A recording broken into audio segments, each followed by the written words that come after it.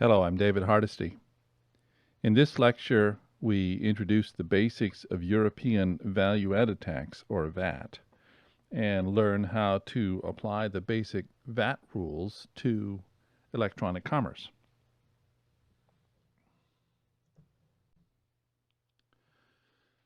The objectives of this lecture are as follows. To obtain a general understanding about how value-added tax works, understand the basic structure of European value-added tax, learn how to apply the European VAT rules to typical e-commerce transactions,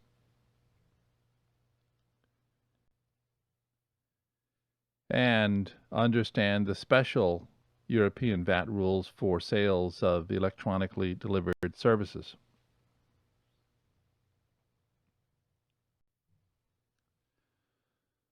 Let's begin by understanding what value-added tax is and what it is not.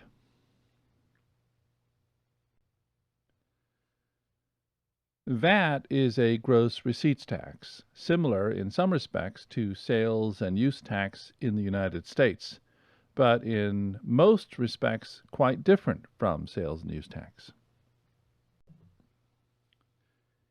In the European Union, each of the 27 member states is semi-autonomous as to VAT laws. The European Commission promulgates VAT laws, and each member state in turn adopts these laws. The current VAT law is known as the Sixth Directive. Most provisions in the Sixth Directive are mandatory for all member states, but some of the provisions are optional or can be tailored to the needs of individual countries. These latter provisions include, among other things, the VAT rate, the taxability of a limited number of goods and services. Thus, although most of the VAT rules followed in the member states are the same as between the states, there are some differences. In addition, even where the laws are the same, they may be administered in each country somewhat differently, and the courts in each country may have unique interpretations of the law.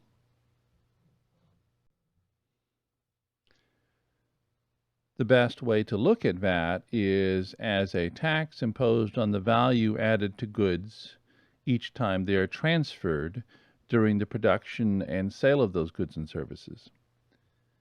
Here is an example of the concept.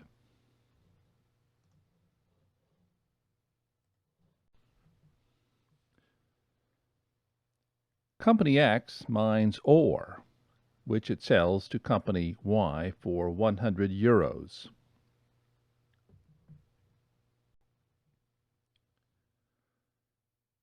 In this transaction, Company X has added 100 euros to the value of the eventual product and is taxed when the ore is transferred to Company Y. The tax is imposed on the 100 euros value of the transaction and, like sales tax in the United States, is not reduced by the expenses incurred by Company X.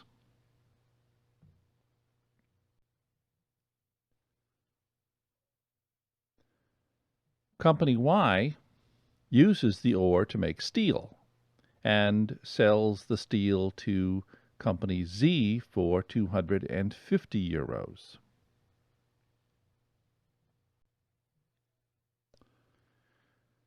Company Y has added 150 euros in value to the product and pays VAT on this additional value when the steel is transferred to Company Z.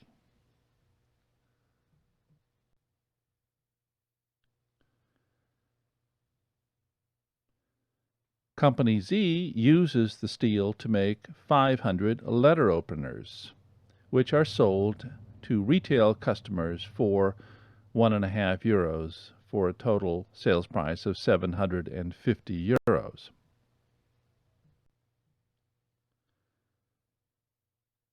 Company Z has added 500 euros to the final value of the product and pays tax on this additional value when the letter openers are sold to the public.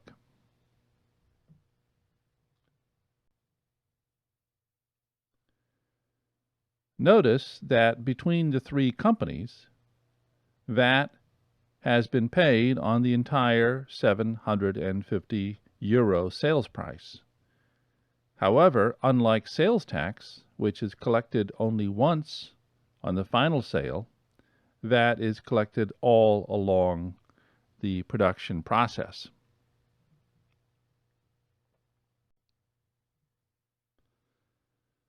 Now, the previous two slides illustrated the concept. How do tax authorities make this happen? In Europe, they do this using a credit invoice system.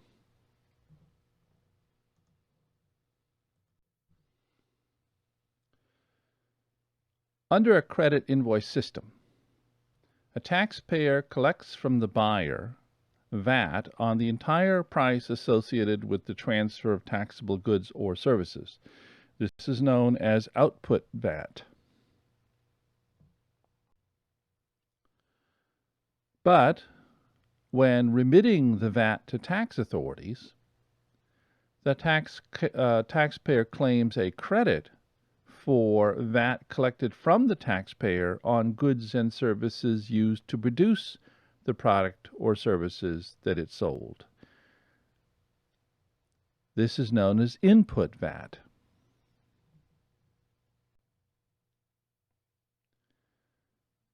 The net amount of VAT remitted to the government, that is, the difference between output VAT collected on sales and input VAT paid on purchases, represents the VAT on the value added in the transaction.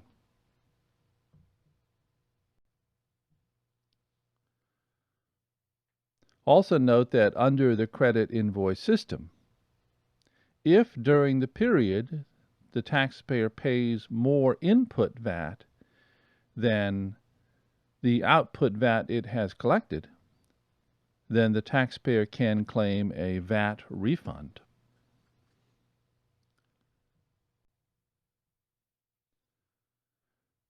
Let's illustrate the credit invoice system with our earlier steel example. In this example, Company X sold 100 euros worth of ore to Company Y. Let's assume a VAT rate of 15%. The VAT on the sale is 15 euro, which Company X collects from Company Y.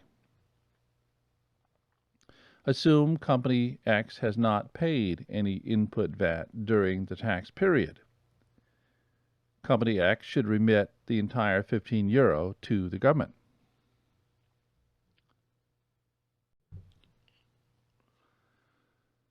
Company Y makes steel and sells it to Company Z for 250 euro. Using the 15% VAT rate, Company Y collects VAT of 37.5 euro from Company Z.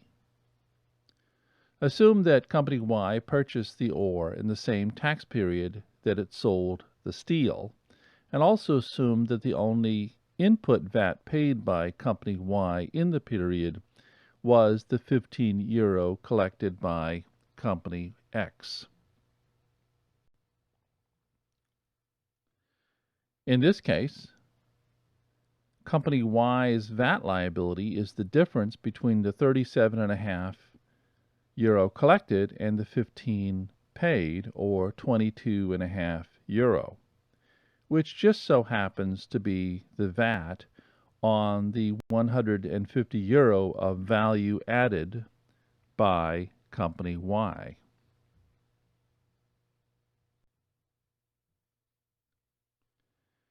Now let's turn our attention to the goods and services that are taxable.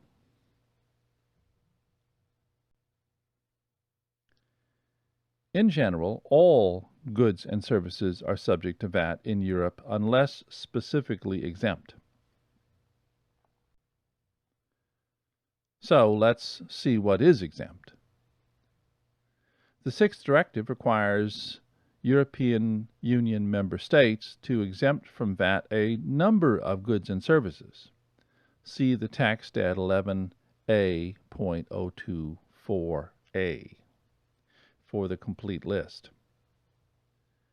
The exempt items of the most importance to electronic commerce are as follows: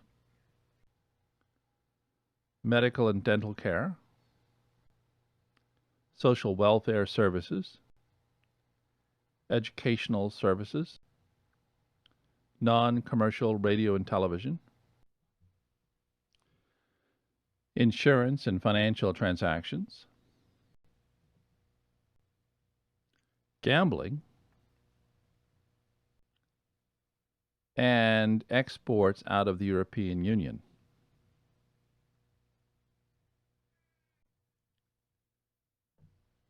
Now let's turn to the question of which may be of most interest to U.S. companies: who must collect VAT in Europe?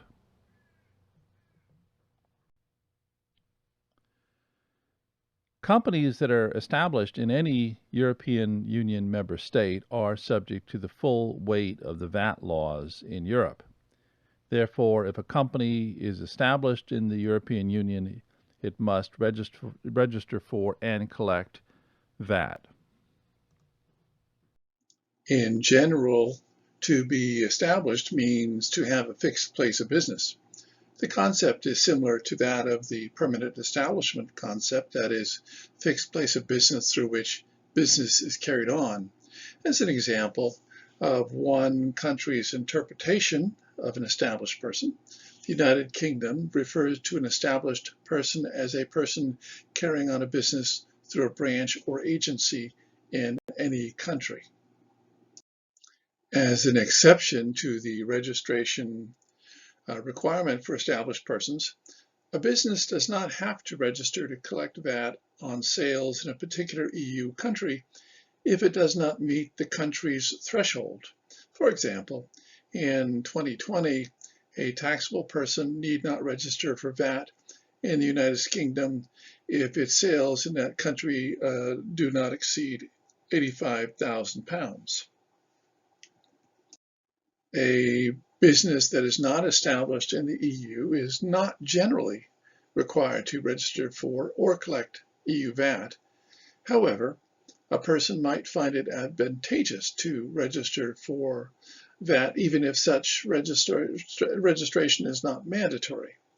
As we will see, if a company pays input VAT or import VAT in any EU country, then it can get a refund of that VAT by registering to collect VAT on its sales in the EU.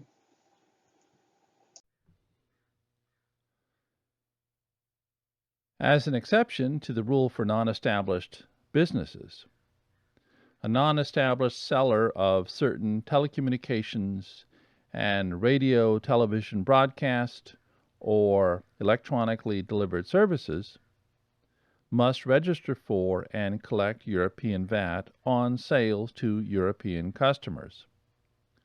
This means, for example, that a U.S. seller of online services has to register for and collect European VAT even though the seller is not established in the European Union. There are, of course, exceptions to this rule.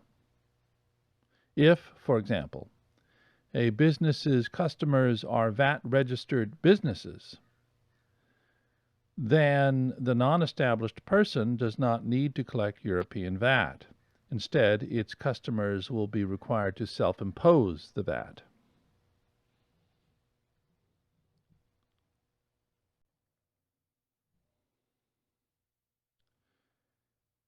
As noted in the previous discussion, a U.S. seller of online services has to register for and collect European VAT. This can be quite burdensome, so there is a special scheme to simplify tax compliance. To avoid imposing complex registration requirements on non-EU sellers of online services, such a company has the option of registering in only one EU member state and filing all VAT reports for sales to all EU member states with that one country.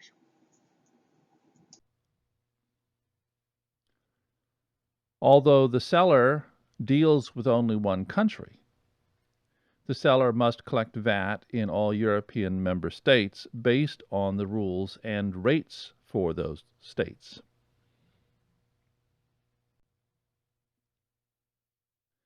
Even if a U.S. seller is not established in the European Union, its export sales from the United States to European customers are generally subject to value-added tax.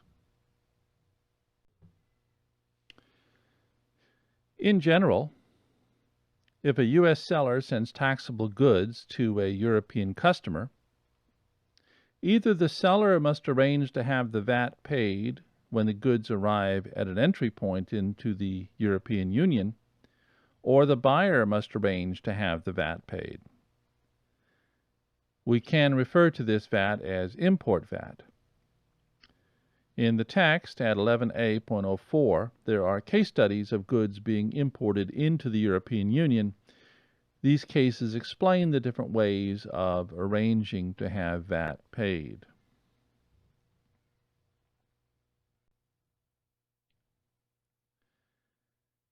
As the last topic in this discussion, we address sales between European Union member states. In general, where goods or services are supplied to a business in another European member state, the seller does not collect the VAT on the sale. Instead, the buyer self-imposes the VAT. In general, where goods or services are supplied to a non-business customer in another European Union member state, then the seller collects the VAT in that other state if the seller's sales to that state exceed a certain threshold.